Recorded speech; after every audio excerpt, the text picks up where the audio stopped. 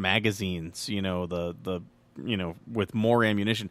And it's crazy because did you see the stacks of additional ammunition? That was unfired ammunition. Yeah, that was stuff he was waiting to fire on people. I mean, that he could have been what stopped him was Metro showing up, a security guard showing up, and Metro showing up distracted him and kept him from continuing the massacre, or this number would have been in triple figures. Yeah, it would have been unbelievable. It would have been in triple figures. Even more so. And thank God for Metro's quick response. I mean, I saw the timeline and the live or the news conference in tonight. The news conference tonight, and I mean, it was a very fast response that they went in there. They were able to find him. And I heard that people on around that room on floors below and above were calling 911 with the location. So that helped them assist in finding exactly what room he was in. And from there, obviously, it was. I mean, within 18 minutes. I mean, I think the Metro response was. I mean, the sports world has responded by. We can go down the list of. Basically, every sports entity here in town has done numerous things. The Raiders have donated $1 million. Okay, and they're not even in Vegas yet. Yep. The Golden Knights and the NHL pledged $300,000 initially, and the Foley Foundation, and that's going to be added to during NHL games. The season begins this week for the NHL, the regular season, and they've announced that more money will be raised for that. So that number is going to be very high. The UFC put in $1 million. Yep, and even I guess Joe Rogan is having some type of live performance on Friday. 100% of what the take is for that show is going towards the victims. Towards fund. the victims. I mean, 100%. I mean, that's we're not talking 100% of the profits. I mean, he just said all money, everything made. So yeah, and there's. And the questions that remain tonight, so the sports world is responding. UNLV plays San Jose State this weekend out at Sam Boyd Stadium, and they are going to wear special Vegas Strong helmets. They've got special decals that they're going to put on their helmets. And entertainers, as you said, have gathered together, but the sports world is responding certainly to this. Vegas is responding. The first responders respond. Everybody's responded very well. You saw lines for a quarter of a mile or half a mile at United Blood Services here for people to give blood. And that's, I've lived in the city 33 years. I've seen, I've felt nothing like this before, fortunately. And that should probably go without saying. I don't think we as a nation, it is the largest mass casualty with a single shooter in this nation's history. In modern history. So what was before? I mean, I keep hearing that, but I believe it was, don't quote me on this, guys. Well, we have the internet, I'm going to check. I believe it was 1911 Tulsa, Oklahoma. So go ahead and look that one up and just look up the Tulsa, Oklahoma. Was it a shooting? It was a massacre, yeah. You could also potentially, if you wanted to go a little bit further back, you could also go on... Wounded Knee, against the Native Americans as a massive massacre. But I believe it was the Tulsa, Oklahoma, 800 and something people. So it is the biggest in modern history. Did you happen to find anything? No, it gave me some addresses in Tulsa, Oklahoma. 1911 Tulsa, Oklahoma. Okay, I should put shooting in. All right, let me look. Tulsa, Oklahoma. Sorry, guys, just massacre. Here we go. Tulsa race riot, 1921. Sorry, close. Okay, yes. Considered one of the worst incidents of racial violence in the history of the United States. The attack, carried out on the ground and by air, destroyed more than 35 blocks of the district, at the time the wealthiest black community in the nation. More than 800 people were admitted to hospitals. 6,000 black residents were arrested and detained. So that says officially recorded 39 dead. So I guess obviously this is we're at 58, and still people are fighting for their lives in the hospitals. I mean, this is that number still could change. I mean, there are people still in critical condition here in Las Vegas, still fighting for their lives. So that's what I had seen. But that's why you can't believe everything you see on Facebook, because that was a meme that I had read. that said that Tulsa was the deadliest. So I mean, obviously, a lot more injured in that case. Well, okay, and that casualties, non-fatal injuries of over 800 casualties, and that's what casualties are. We often think when we hear casualties in our head, that's number of deaths. I mean, Antietam had 6,000 casualties in one day. The number dead, between 1,000, 2,000 in that range. A Civil War battle at Antietam was the bloodiest. We think of Gettysburg, and certainly it was pretty bloody. But this was a time of war. This was a civil war. This was a cause. You can understand the cause, and the battles that took place there for a purpose.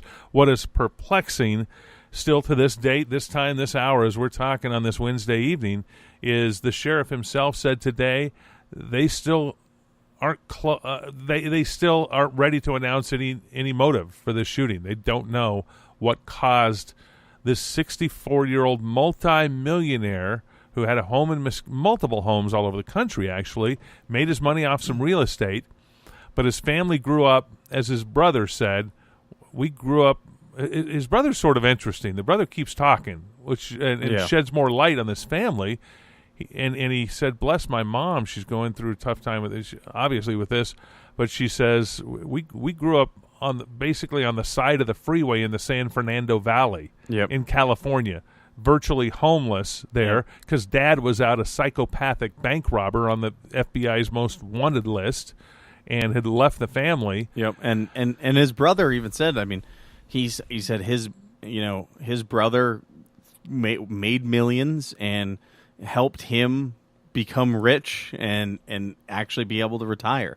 So help the brother become rich. Help the brother become rich as well, and help the brother retire based upon his knowledge of everything. I mean, this guy was an accountant. I mean, he wasn't some dumb idiot guy. He was a pilot. I mean, you got to go through. So you have to go through some mental exams. You do have to go through that sort of stuff, and you're familiar with this. Physical and mental stability has to be there to be able to pass that test. Yeah, and for him to be able to go through the medical process and stuff like that, I mean, it's there are people. I mean, it's just unbelievable. He managed to make it through. It slipped through all the cracks.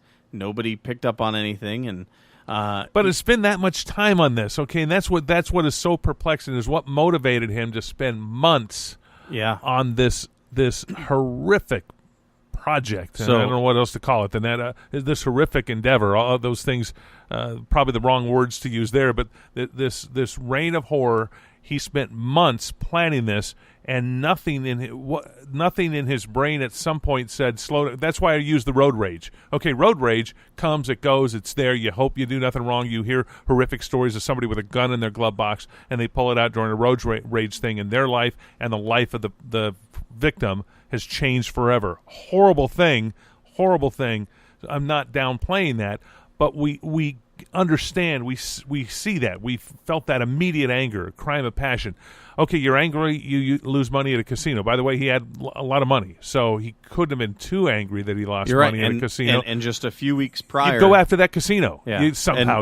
And just a few weeks prior, he had given $100,000 to his girlfriend. Oh, that was sort of interesting, and sent it to her family in the Philippines. That's right. So the girlfriend now is back in this country and has been interviewed by the FBI. I've not heard the question answered, and this has been at a few places on the internet, of where she worked.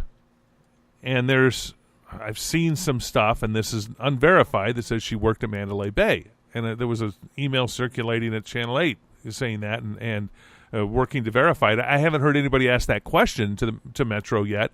Where did she work? Where was she employed? She was a waitress at the Atlantis Casino in Reno. We know that. Where was she working here? Yep. If she was working at Mandalay Bay, that's going to bring up, a bunch of issues. That's right. But again, that question's not been asked. They have to know it by now. I've not heard any answer to that one. Yeah, and I'm curious if the FBI and Metro originally ruled her out of the case, saying that she was not involved at all, only to get her back into the United States. Because as soon as she came back, I mean, and instantly she was met at the airport by the FBI. So it's, you got company, and I don't know if it was the prime minister or somebody from the Philippines has been very cooperative with the United States and talking about her every move, saying that she was last in Japan and then she came here. So, by the way, that I don't remember what the woman's last name is, but her first and middle name over in the Philippines, the person that's been working closely, is Marie Antoinette. Oh, yeah, it's and then some Philippine last name. Let them eat cake. Yeah, so Marie she's been Antoinette. very cooperative in getting this girlfriend. And it has been confirmed his girlfriend. Originally, it was girlfriend or roommate. It has been over the past few days girlfriend. I did see something on the sheriff. Now, some of the initial reports that you and I had spoken about on the national radio show we did earlier this week turned out to be true. Oh, by the way, it was. Yeah, a lot of it. A little prophetic on that one. That watch her, see what's going to develop that. Yep, and then the Antifa material that was actually found. Okay, what? So what has developed there? I don't know. I haven't heard. So apparently, he did have some type of Antifa material in the room or in his car. That was confirmed, and then even Sheriff Lombardo had said. It is perhaps that he was indoctrinated into something at some point. It's unsure at this time, but perhaps he was indoctrinated. Okay, so. Okay, this is news. I hadn't heard that confirmed. Yep. Other than it was rumored early on. Yep, that's what I read this morning from. Now let's go here and talk about the politics of mentioning that. Now going to a left-wing radical organization that the media has, I believe, been intentionally covering for. Yep, intentionally covering for, and I've got plenty of cases of this that they have not brought out the horrors that this group has done and the violence that this group has done. Left-wing radical group. They're not anti-fascist. They're fascist. They are fascists. Okay, by definition, they've gone so far on this fascist circle that they've come back around and hit themselves in the rear. Yeah. So now, so it's. And they haven't been held accountable. Politicians on the left have not held them accountable because they share similar ideas and goals, and a lot of it's socialism. Okay, that being said, okay, so the Antifa he had. Was that mentioned in a news conference? Was that mentioned? I actually read it this morning. Okay. We can check it out later. And I believe it might have been mentioned by the sheriff during one of his conferences. So I got the worldwide interweb here. We'll take a look at that. And obviously with that, there's even a lot of I wouldn't say conspiracy theories, but there's a lot of kind of forethought as the possibility that this is being downplayed more, only because one, there could potentially be more killers on the loose, more attacks. If he was in fact linked to ISIS in some way or some other terrorist group, even if it's a domestic terrorist organization, maybe they don't want to, scare the crap out of the public right now while they hunt these people down. Maybe they don't want them to bug out and disappear. There's a lot of possibilities as to what could be going on with this entire case. So big developments in just the past few days. I think we'll start to get more and more answers over the next few. Now that the girlfriend's back in the country, we can possibly get some more answers, and hopefully, as we continue on here in Vegas, and we truly epitomize. Is that the word? Of epitomize, right? Of Vegas strong. We're battle born. We're gonna bounce back. Vegas is a strong city, and we're gonna bounce back, and everything's gonna, people are gonna. Feel better over time, and we all need to heal as a city, and that's what it comes down to. And I think one of the kind of best ways to do that is, as you mentioned, through sports. We've even after 9/11, some of the best things that have happened, that really kind of helped seal the country. It was, when George Bush threw out the first pitch at Yankee Stadium, great 30 for 30 on that. You'll never, people won't forget seeing that. That was sports and healing, and it gave you a good feeling. Jim Gray, by the way, put together the 30 for 30 on that, and it's No, it just Yeah. gives you the chills to think about that.